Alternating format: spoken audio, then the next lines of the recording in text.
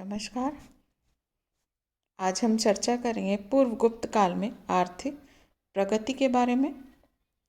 हमारे इससे पहले लेक्चर में मैंने आपको बताया था कि पूर्व गुप्त काल किसे कहते हैं। पूर्व गुप्त काल से हमारा तात्पर्य मौर्यों के पतन और गुप्त साम्राज्य के उत्कर्ष के मध्य 500 वर्षों से है और इसे शुंग सातवाहन कुषाण काल भी जाना जाता है। ये 200 ईस्वी पूर्व से 300 ईस्वी के मध्य माना जाता है।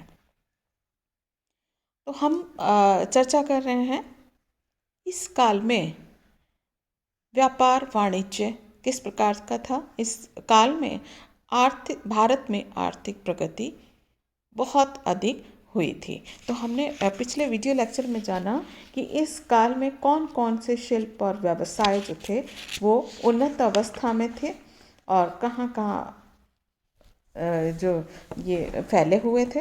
इसके बाद हमने जाना कि श्रेणियों के बारे में कि व्यापार की प्रगति और विस्तार में श्रेणियों का कितना हाथ था, कितना महत्व था, उनकी वैधानिक स्थिति के बारे में और उनके कार्यों के बारे में। आज हम चर्चा करेंगे पूर्व गुप्त काल में व्यापार और वाणिज्य के बारे में कि इस काल में व्यापार और वाणिज्य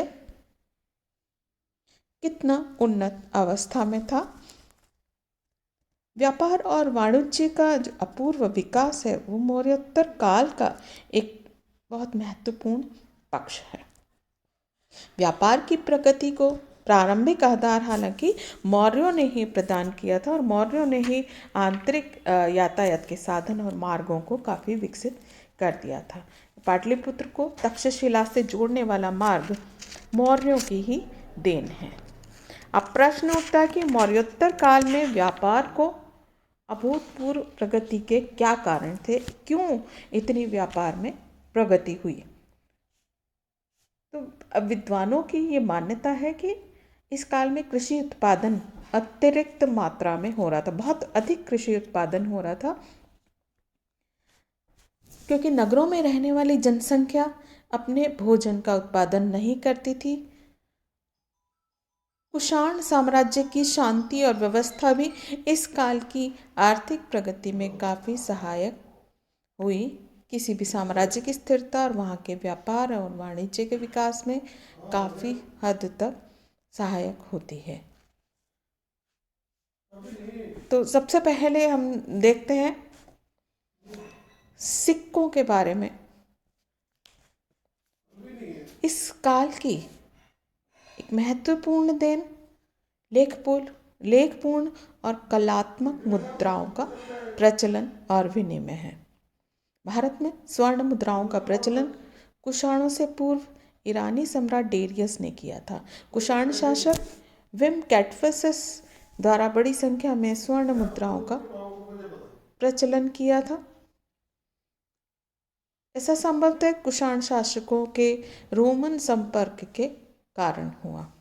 इसी कारण हमें कुषाण कालीन सिक्कों में यूनानी तत्वों का अनूठा मिश्रण देखने को मिलता है। कुषाणों ने सोने के अतिरिक्त ताम्र और रजत मुद्राओं का भी प्रचलन किया, क्योंकि स्वर्ण मुद्राओं का प्रयोग रोजमर्रा के लेन देन में नहीं होता था। आंध्रा में सीसा और तांबा दोनों की खानें पाई गई और कर्नाटक में सोने की। तो तांबे और कांसे के सिक्के कई देशी राजवंशों ने भी जारी किए। मध्य भारत में राज्य करने वाले नाग पूर्वी राजस्थान, हरियाणा, पंजाब, उत्तर प्रदेश, यहाँ पर शासन करने वाले योद्धे मथुरा, अवंती, अहिछत्र, इनमें राज्य करने वाले मित्र वंशीय शासक, इन सब ने तांबे और कांसे के सिक्के जारी किए थे। तो संभवतः इस काल में मौद्रिक अर्थव्यवस्था नगरों और उपनगरों के जीवन में इतनी गहराई से प्रवेश कर गई कि अन्य किसी भी काल में ऐसा नहीं हुआ था। ये तो हुआ सिक्कों का प्रचलन इस काल में किस प्रकार से हुआ। इसके बाद टकसाल कला का विकास। टकसाल कला जहाँ पर सिक्के आदि ढाले जाते हैं, बनाए जाते हैं, कुषाण सिक्कों की बनावट और योजना पहला सिक्कों की अपेक्षा काफ़ी सुधरी हुई प्रतीत होती है। कुषाण कालीन ठप्पा बनाने की कला में पश्चिमी शैली का अनुकरण हमको दिखाई देता है। वेंकटेश्वर, कनिष्क, होवेस्क और वासुदेव के सोने के सिक्के अगर हम देखें तो कनिंघम ने इस निष्कर्ष पर पहुँचे कि कुषाणों के सोने के सिक्के का जो औसत तौल है 423 ग्रेन है। मौर्य काल के अंत तक सिक्कों पर केवल चिन्ह अंकित होता था, शासक का नाम नहीं। इस युग के प्रारंभिक सिक्कों में पश्चिमी जगत की टकसाल कला का प्रभाव हमको दृष्टिगोचर होता है, क्योंकि सिक्कों पर यूनानी मूर्ति कला से प्रभावित आकृतियाँ विद्यमान हैं। धीरे धीरे पौराणिक प्रतीक यूनानी और भारतीय दोनों स्रोतों से लिए जाने लगे और खरोष्ठी और यूनानी दोनों ही लिपियों में सिक्कों पर लेख लिखे जाने लगे। तो वास्तव में हम देखें मुद्राओं की ये कलात्मकता और विनिमय में मुद्राओं का नियमित उपयोग इस काल की महत्वपूर्ण देन है। अब हम देखते हैं नगरीकरण। 200 से 300 ईस्वी पूर्व के समय में हम देखें तो ये काफ़ी संपन्नता का काल था और इस काल में नगरों का बहुत अधिक विकास हुआ। इस काल में तक्षशिला एक महत्वपूर्ण नगर था, योजनाबद्ध नगर था, जो हड़प्पा संस्कृति के बाद विकसित हुआ, क्योंकि तक्षशिला के उत्खनन में हमको काफ़ी जानकारी प्राप्त हुई है। नए शहरों में मथुरा का नाम भी उल्लेखनीय है। आंध्रा में गोदावरी और कृष्णा डेल्टा में भी कुछ महत्वपूर्ण नगर थे, जैसे प्रतिष्ठान, तगर, भोगवर्धन, नासिक, विजंती, विजयपुरी, धान्यकट्टक आदि। तो इन सभी राज्यों में नगरों का कुषाण काल में बहुत तेजी से विकास हुआ। इसके बाद हम देखते हैं व्यापारिक मार्गों का विकास। मौर्योत्तर काल में जैसे ही शिल्पियों की उन्नति हुई, वैसे ही उत्पादित वस्तुओं की मांग देश के हर कोने में होने लगी। व्यापारी काफिले बना करके सिंध के घोड़े, हिमालय प्रदेश की ऊन, बंगाल की मलमल, दक्षिण भारत के मोती, जहाँ भी उनकी मांग होती थी पहुँचा देते थे। तो इस व्यापार ने देश के राजमार्गों बहुत बड़ा योगदान दिया। अनेक जगह राजमार्गों का निर्माण हुआ। पहला प्रमुख राजमार्ग जो उत्तर भारत को दक्षिण भारत से जोड़ता था वह प्रतिष्ठान से श्रावस्ती तक था। दूसरा मार्ग दक्षिण पश्चिम को दक्षिण पूर्व से जोड़ता था, जो भृगु कच्छ से कौशाम्बी होकर ताम्रलिप्ति तक पहुंचता था। तीसरा प्रमुख मार्ग पूर्वी भारत को पश्चिम भारत से जोड़ता था। चौथा राजमार्ग चंपा से पुष्कलावती तक पहुंचता था। पांचवा प्रमुख राजमार्ग भृगु कच्छ से पुष्कलावती तक जाता था। तो इस तरह से इस काल में व्यापार और वाणिज्य का बहुत अधिक विकास हुआ। इसके बाद है बंदरगाहों का विकास। विदेशों के साथ व्यापार के कारण ही मौर्योत्तर काल में दक्षिणापथ के पूर्वी और पश्चिमी किनारों पर अनेक बंदरगाहों का विकास हुआ। पेरिप्लस में सिंधु नदी के मुहाने से गंगा के डेल्टा तक 22 बंदरगाहों की सूची दी गई है। तो इनमें है बारबेरिकम, पत्तल, भृगु कच्छ, सोपारा, कल्याण, चोल, पारिपत्तन, वैजंती आदि बहुत सारे जो बंदरगाह हैं वो यहाँ पर विद्यमान थे। ये तो हुआ व्यापार वाणिज्य।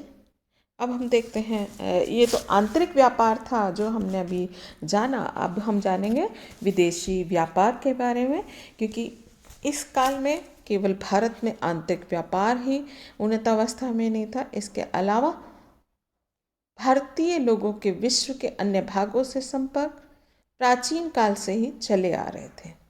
भारतीयों ने ये संपर्क व्यापार, राजनीतिक प्रभाव एवं सांस्कृतिक आदान प्रदान पर कायम किए। तो इस काम में दक्षिणी पूर्वी एशिया के द्वीपों में भी भारतीय उपनिवेश कायम हुए और यहाँ की जो संस्कृति है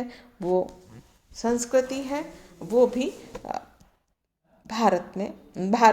भारत से बाहर दक्षिणी पूर्वी एशिया के द्वीपों में फैल गए।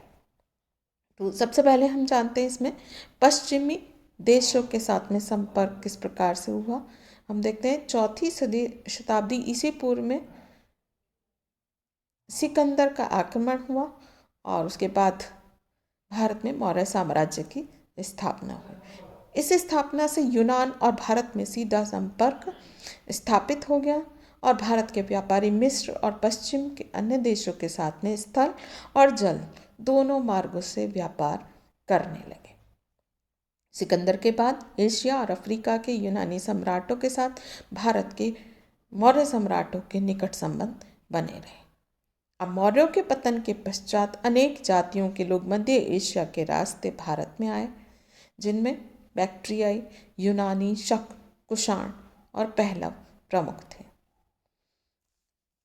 ईसा की प्रथम शताब्दियों में पश्चिमी जगत के भारत के साथ घनिष्ठ व्यापारिक संबंध थे। पेरिप्लस का जो लेखक है, जब वो पहली सदी में भारत आया था, उसने राष्ट्रीय तटों पर अनेक बंदरगाह देखे थे जो भारतीय एवं विदेशी जहाजों से भरे थे। इस काल में भारत रोमन व्यापार अपनी उन्नत चरमोत्कर्ष पर था। दक्षिण भारत के संगम साहित्य में भी ऐसे व्यापारियों और व्यापारिक बस्तियों के उदाहरण उपलब्ध हैं। इस काल में एक रोमन लेखक जो प्लिनी है, वो व्यापार से बहुत दुखी थे क्योंकि इससे रोम का सोना भारत जा रहा था। ये हुआ पश्चिमी देशों के साथ में संपर्क। इसके बाद मध्य एशिया और चीन के साथ में संपर्क हम देखते हैं कि किस प्रकार का था।